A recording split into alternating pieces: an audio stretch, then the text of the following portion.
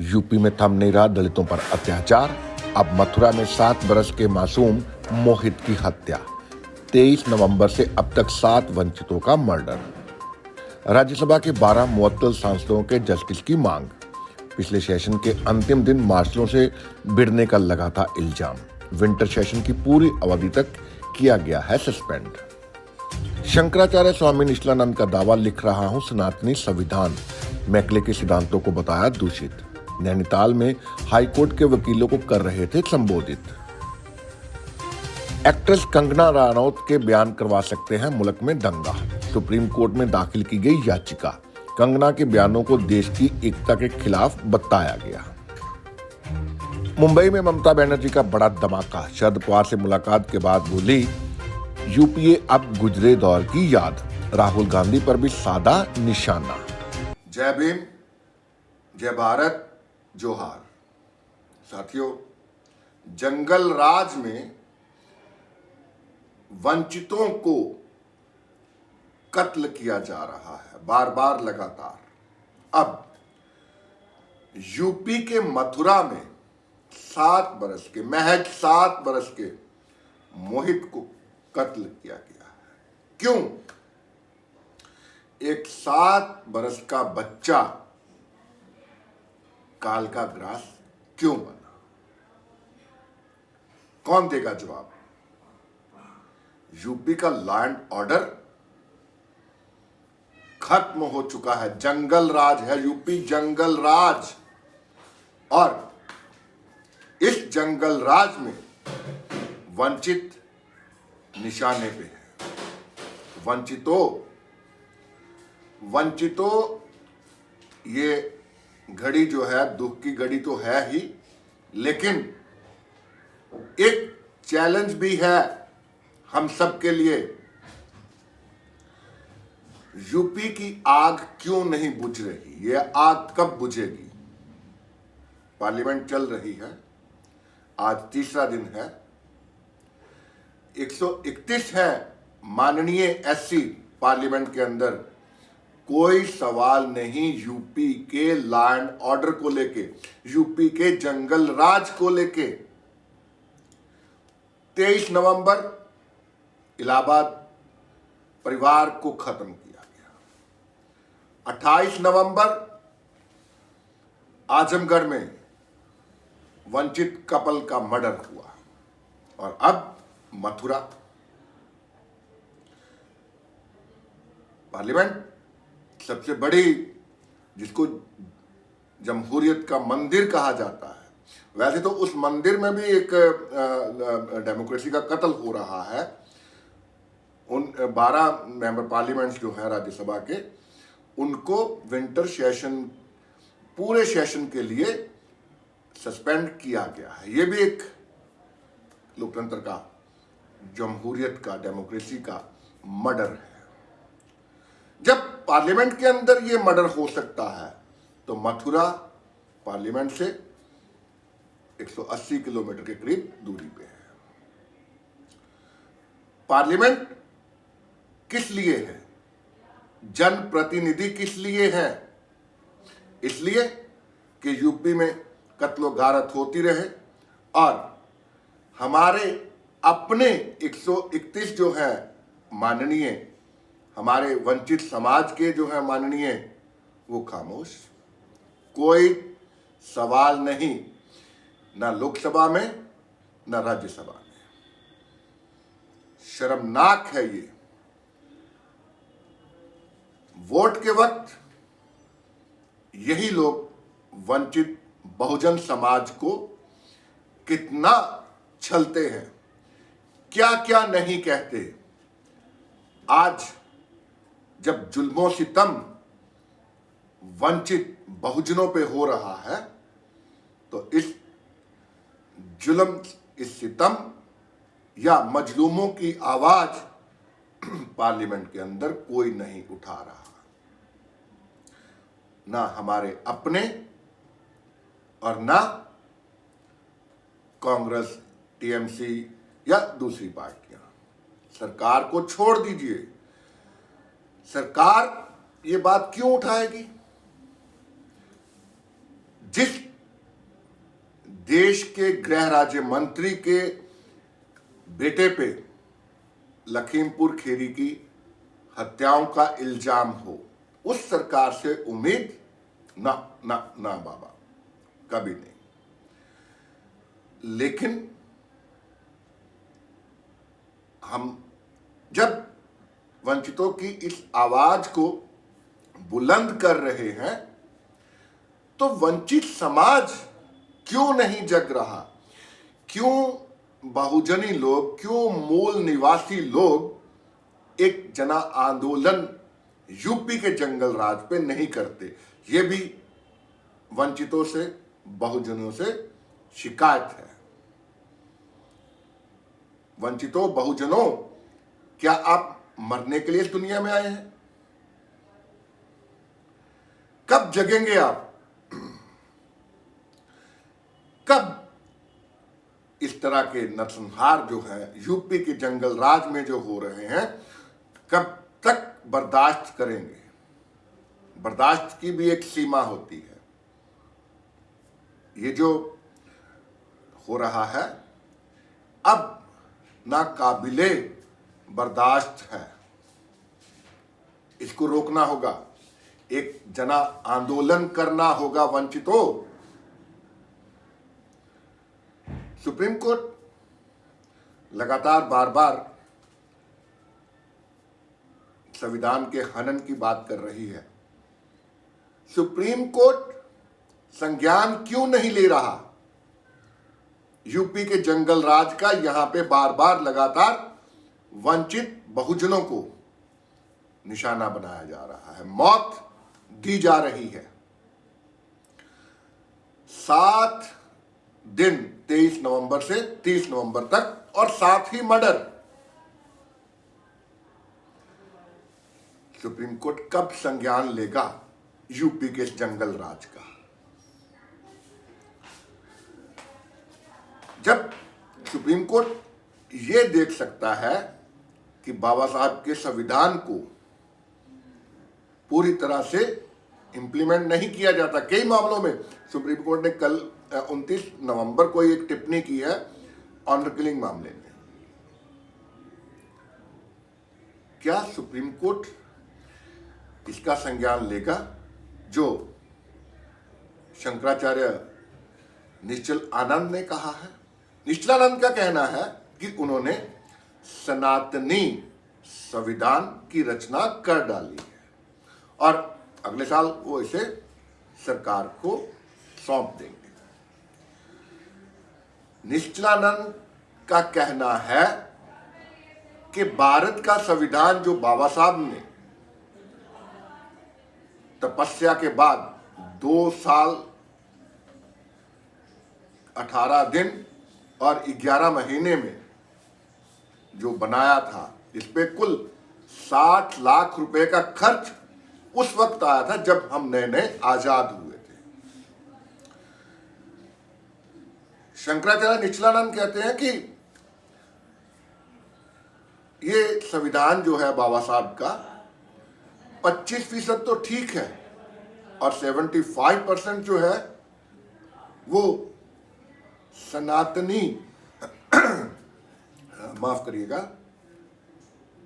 75% जो हिस्सा है हमारे संविधान का वो सनातनियों को चुभता है। संविधान का जो स्वरूप है उसमें हिंदू राष्ट्र कैसे बनाया जाए, इस पर एक वेबिनार आपका हुआ था जिसमें कई देशों के लोगों ने पार्टिसिपेट किया था।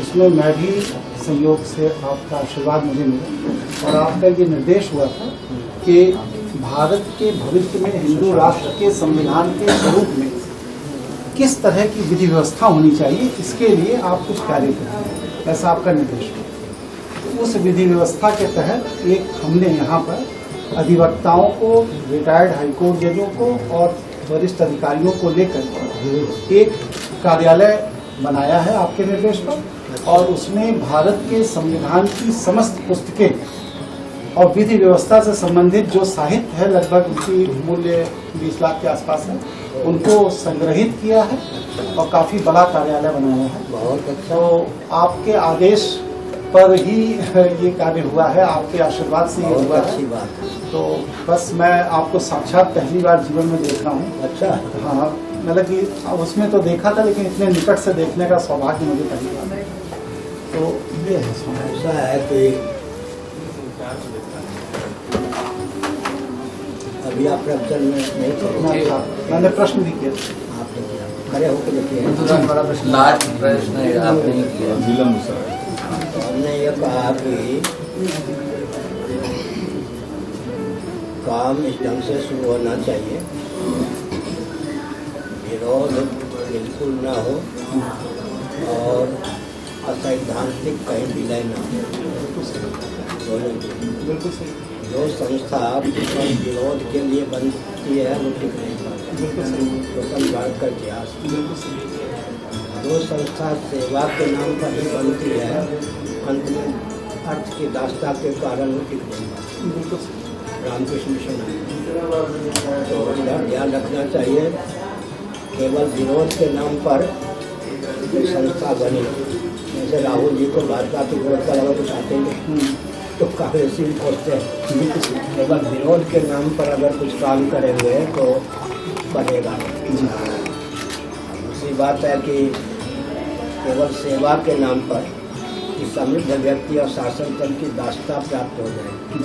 संस्था को चलाने के लिए इन सब बिंदुओं पर ध्यान रखना चाहिए। हमने जो लक्ष्य दिया, सुसंस्कृत, सुशिक्षित, नाम लिए बिना ब्राह्मण का ग्रहण हो गया, सुरक्षित क्षत्रिय का ग्रहण हो गया, संपन्न वैश्य का ग्रहण हो गया, सेवा परायण शूद्र का ग्रहण हो गया, फिर स्वस्थ सभ्यताप्रद व्यक्तियों समाज की संरचना, वेदादि शास्त्र सम्मत विकास और राजनीति की हमने एक परिभाषा भगवत कृपा से दी है। अब एक ऐसा लक्ष्य है कि इसमें विरोध किसी का नहीं होगा और हमारी शक्ति सिद्धांत को न खोकर अनावश्यक विरोध का सामना न करके बलवती हो। बहुत अच्छे आप विनम्र भी हैं योग। तो उस पर शुरू हो गया। कार्य शुरू हो गया, कार्यालय बन गया, व्यवस्था हो गई, बहुत संग्रह ग्रंथ संग्रह हो गया। सौरभ मिश्र क्या नाम है सर, वो बहुत वो एक करोड़ों लगाना पूंजीपति चाहते हैं, सौरभ मिश्रा जी, सब 22-24 कंपनियों के मालिक हैं। तो उनके सहयोग से ये पूरा हुआ है। 20-22 लाख रुपए अभी तक हम लोग लगा चुके हैं 2 महीने के अंदर, और उसे और संपन्न बनाने का विचार है। और ये है कि हिंदू राष्ट्र के लिए संविधान निर्मात्री सभा का गठन हो, वहीं चर्चा हो, वहीं से शुरुआत। बढ़िया। पूरे देश में जो जो हिंदुत्व के विचारधारा से जुड़े लोग संविधान को लेकर आपका चिंतन बहुत अच्छा है, उसमें जो त्रुटियां हैं उस पर बहुत अच्छा चिंतन है। आप तो वक्तव्य दिए थे, जी मैंने वो उसमें एक चीज तो आनी चाहिए, सबके पूर्वज का नाम सनातन वैदिक आर्य है। ऐतिहासिक धरातल पर इसका कोई खंडन नहीं कर सकता। सबके पूर्वजों के बिल्कुल गोत्र प्रवक्ता विष्णु, बिल्कुल उनके बोल में ब्रह्मा जी हैं, ब्रह्मा जी के बोल में श्रीमन नारायण है। तो सबके अच्छा एक विचित्र बात है, मरीचि आदि महर्षियों की धर्मपत्नियों के गर्भ से महाभारत भागवत आदि के अनुसार जो नाम स्थावर प्राणी वृक्ष इत्यादि की उत्पत्ति हुई, उनमें ऐसी क्षमता थी जैसे वर्षा का जल,